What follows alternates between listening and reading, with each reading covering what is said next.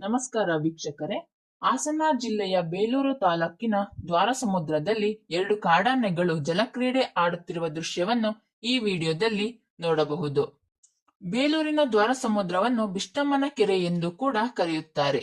ಈ ದ್ವಾರಸಮುದ್ರದಲ್ಲಿ ಇಂದು ಬೆಳ್ಳಂಬೆಳಗ್ಗೆ 2 ಕಾಡಾನೆಗಳು ಜಲಕ್ರೀಡೆ ಆಡುತ್ತಿರುವುದನ್ನು ಸುತ್ತಮುತ್ತಲಿನ ಗ್ರಾಮಸ್ಥರು ನೋಡಿದ್ದಾರೆ. ಇಲ್ಲಿಯವರೆಗೂ ನಾವು ಆಲೂರು, ಸಕಲೇಶಪುರ, ಬಿಕ್ಕೋಡು, ಅರೇಹಳ್ಳಿ, ಮೂಡಿಗೆರೆ, ಚಿಕ್ಕಮಗಳೂರು ಈ ಪ್ರದೇಶದ ಸುತ್ತಮುತ್ತ ಕಾಡಾನೆಗಳು ಓಡಾಡುತ್ತಿರುವ ದೃಶ್ಯವನ್ನು ನಾವು ನೋಡಿದ್ದೇವೆ. ಇದೀಗ ಇಂದು ಬೆಳ್ಳಂಬೆಳಗ್ಗೆ ಬೇಲೂರಿನ ದ್ವಾರಸಮುದ್ರದಲ್ಲಿ 2 ಕಾಡಾನೆಯು ಈಜುತ್ತಿರುವ ದೃಶ್ಯವನ್ನು ನಾವು ನೋಡಬಹುದು.